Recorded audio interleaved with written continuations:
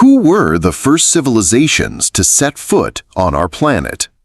Our history is written by the notes of the winners of their power and influence over the centuries. But in a certain period of time, people from primitive hunters turned into intelligent civilizations that created monuments, calendars, and ancient writings. All this has evolved to the present day, and we are the descendants of some relatively intelligent beings. But what if it's not that simple? What if the stories told by ancient civilizations, the tales of gods and angels, of giants and great disasters, were more literal than they first appeared? What if we received ancient knowledge beyond our human understanding? If we look at some of the details, an entirely alternate history of the human race suddenly surfaces, one that completely overturns conventional knowledge and the history we've been taught. This version has mostly been consciously censored, forgotten, or worse, ignored until now. Welcome to the new episode of Secret Origins.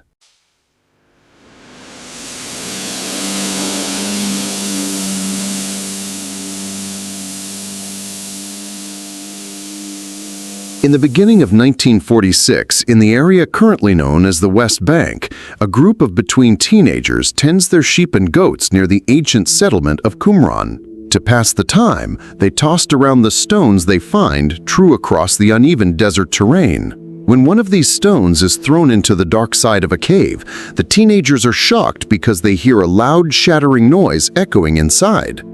When they decide to follow their curiosity, although slightly scared, they discover a collection of large clay pots. While not realizing it at the time, these teenagers make a historical discovery of great importance. Inside the clay pots are hidden series of ancient scrolls. Subsequently, various archaeologists, historians, and treasure hunters found additional fragments of scrolls in 10 other caves in the area, bringing the total number of manuscripts found to almost 900. These manuscripts became known to the masses as the Dead Sea Scrolls. Strangely, among these manuscripts, there are large portions of a mysterious, non-canonical religious texts long forgotten by human civilization. Or so they thought. In our days, this text is known as the Book of Enoch. In its entirety, the Book of Enoch consists of 5 books: the Book of Watchers, the Book of Parables, the Astronomical Book, the Dream Visions Book, and the Epistles of Enoch, containing about 100 chapters altogether. These chapters tell the story of the 7th patriarch in the Book of Genesis, Enoch, the father of Methuselah and the grandfather of Noah, the same Noah we know from the Bible. However, this is not the biblical story of Noah's Ark. In fact, the Book of Enoch provides an entirely different perspective on events leading up to the Great Flood of Noah's time, as that is a completely different story.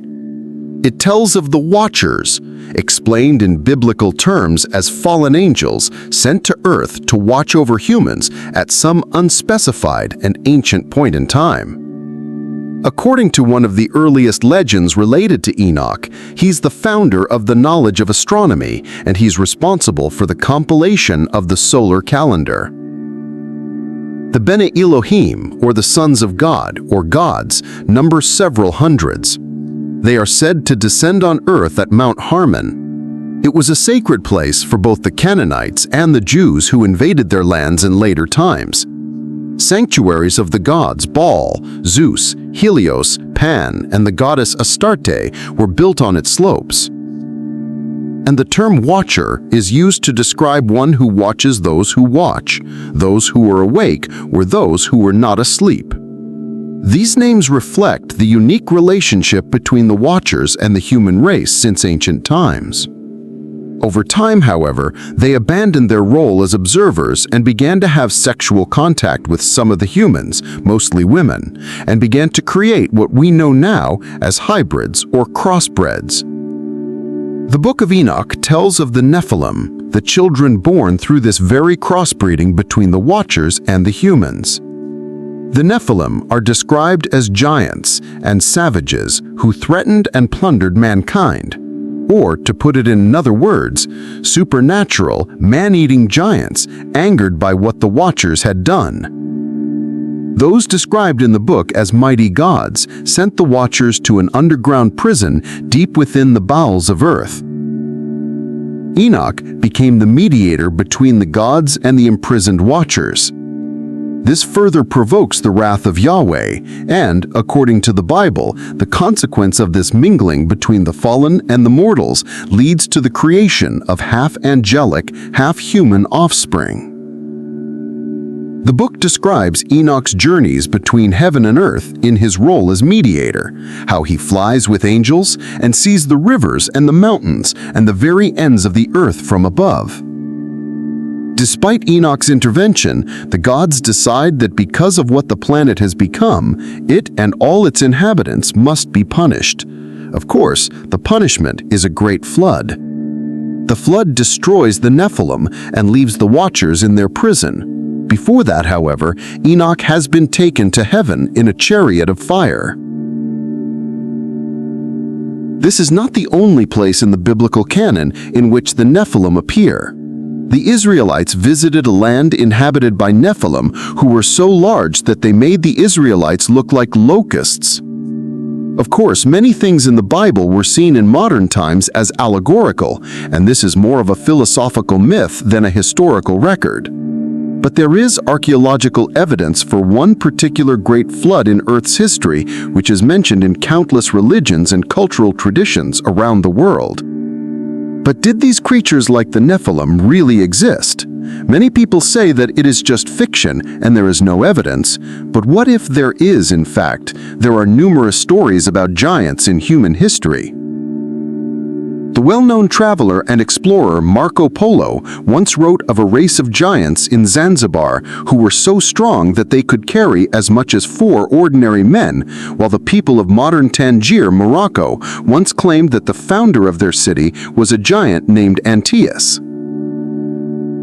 According to an Irish myth, the so-called the Giant's Causeway on the northeast coast of Ireland, an astonishing 40,000 interlocking rock columns, was built by the Irish giant Finn McCool to cross the sea to Scotland and fight another giant. Apart from Norse legends, ancient Greek mythology is full of stories about giants. Perhaps if giants really existed, as records from countless cultures suggest, then the Book of Enoch begins to look less and less metaphorical and allegorical, less like a fantasy myth and more like a manuscript based on actual history. The idea of semi-divine heroes was born from ancient myths about alliances between gods and mortals.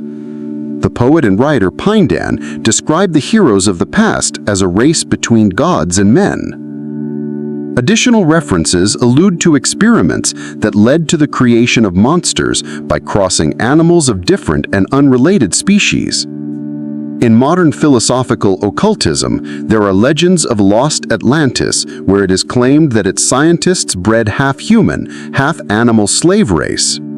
Records of such events can be found in the mythologies of ancient peoples around the world, and especially among the Babylonians of the Middle East. The story of Noah and the flood in the Old Testament is said to have originated in the Babylonian and Sumerian myths. It is known that around 10,000, there appears to have been a catastrophic event that transformed early humanity at the end of the last ice age. The first signs of agriculture appeared in the Middle East, with a shift from a nomadic hunter-gatherer lifestyle to one of settled agriculture.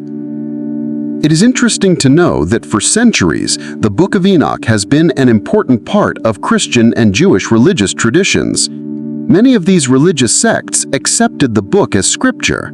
Furthermore, some even suggest that the Book of Enoch was the inspiration for the Book of Genesis due to their many parallels and overlapping stories. Therefore, the question that arises is, what has happened? Why the Book of Enoch is not part of the Bible?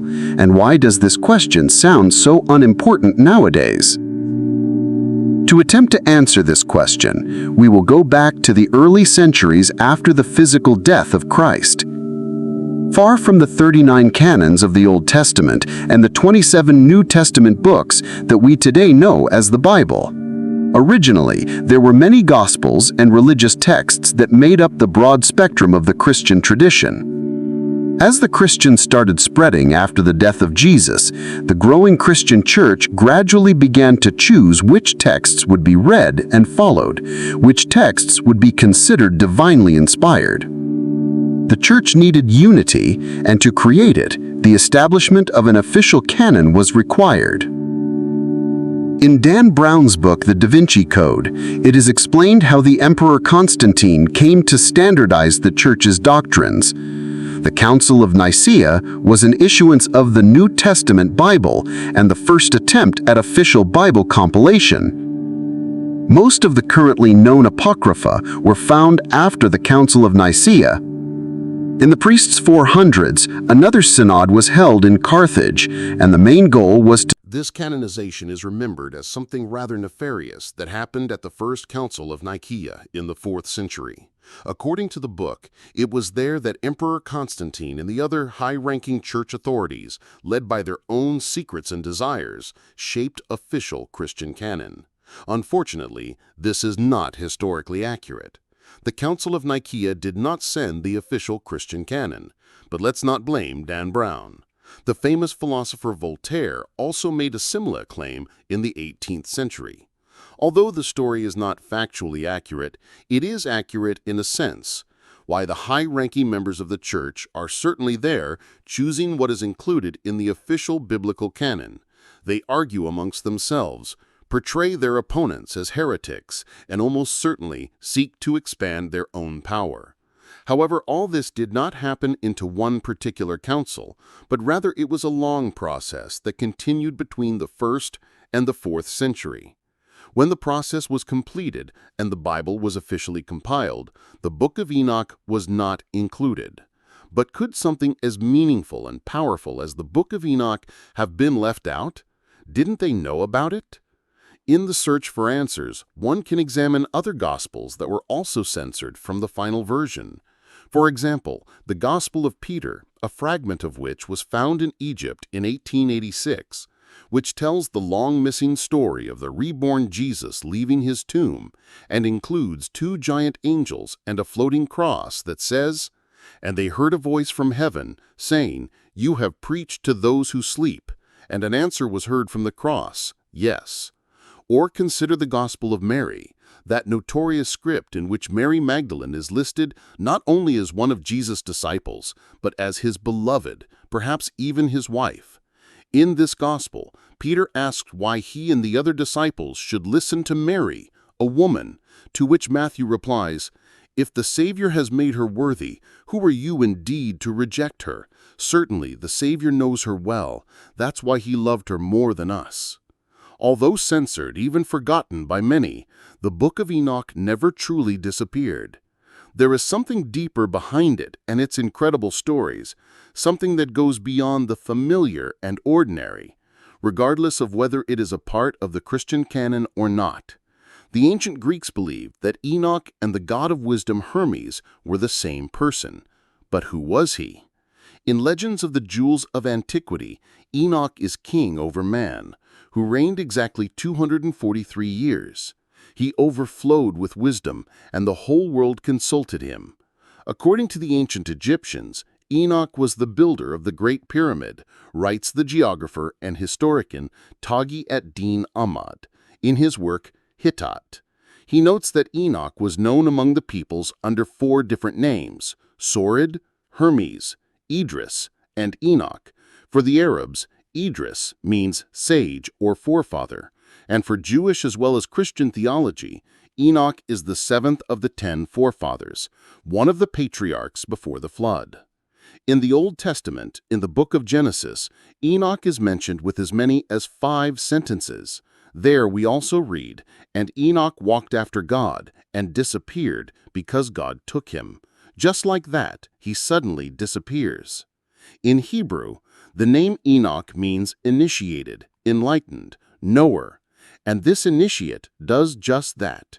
He makes sure that his knowledge does not disappear without a trace. The examples could go on, and so it is fair to ask why Enoch, regardless of his name, continues to appear in the traditions of almost all ancient civilizations. The answer may be found much farther back than the Greeks, the Egyptians, or even the Babylonians, perhaps even beyond the time of ancient Sumer.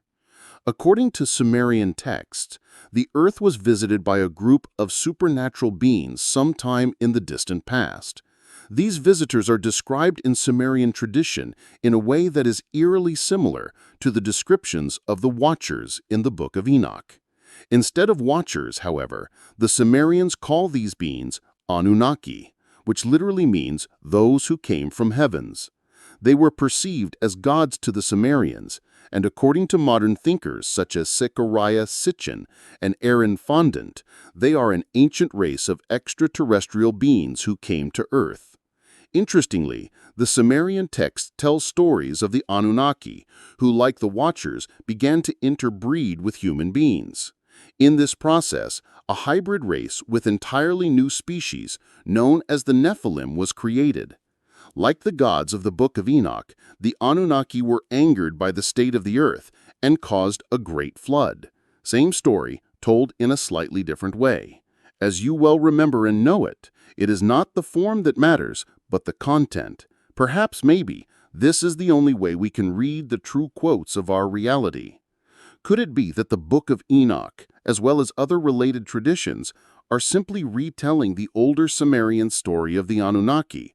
Or simply over time, the same story has been wrapped and reshaped all the way to the present? Not only that, the Book of Enoch is written in first person, but the author repeatedly asserts his authorship in the text, as if he feared that future interpreters would be so limited that they would not understand him. In the first month of the 365th year, on the first day of the first month, I, Enoch, was in my house alone, when two huge men appeared to me, the like of which I had never seen on earth. Let's consider the agrarian revolution that began around 10,000 BC, during which humans moved from a lifestyle of hunting and survival to farming and settlement. According to historical data, as early as 9,500 BC, at the lands where current Kurdistan is now barely wet dry oats, peas, and lentils were grown, and goats and sheep were domesticated. Interestingly, the Kurdish people claim to be descendants of the children of the jinn, or the children of the spirits. Is this an ancient culture reference to the interbreeding between the Anunnaki and human women?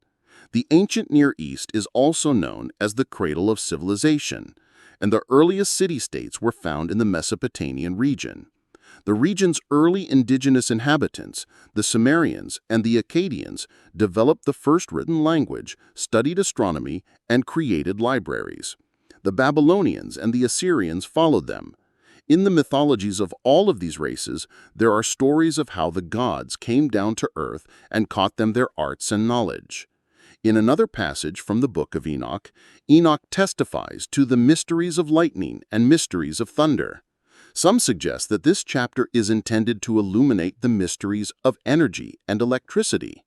When we hear energy and electricity, we cannot help but mention Nikola Tesla, who, let's not forget, said the following: "If you want to find the secrets of the universe, think in terms of energy, frequency, and vibration."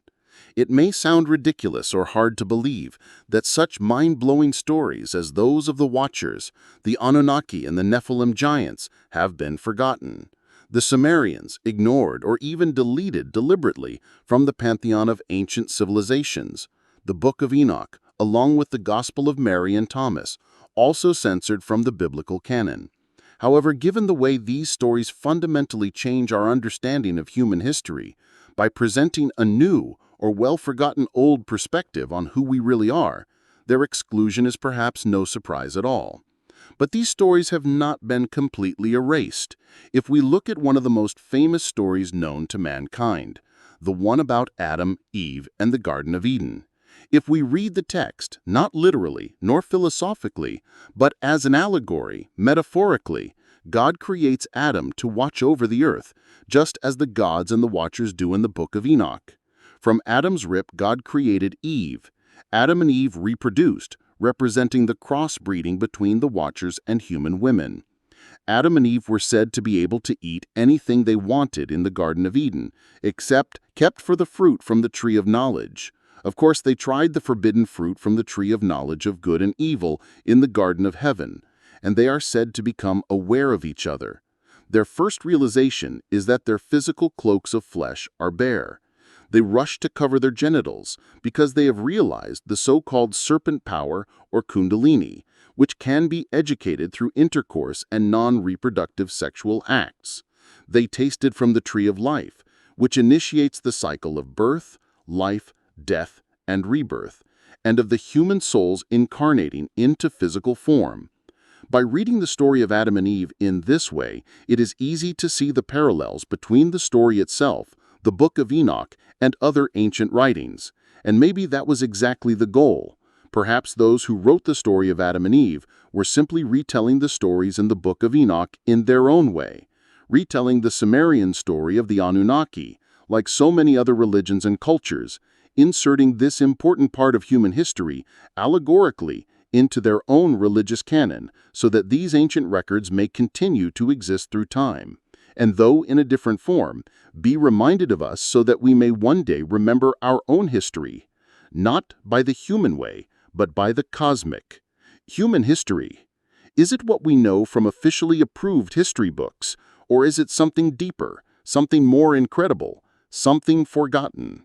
Maybe the answers have been in front of our eyes all this time. We bow before you and thank you for watching. Until we meet again.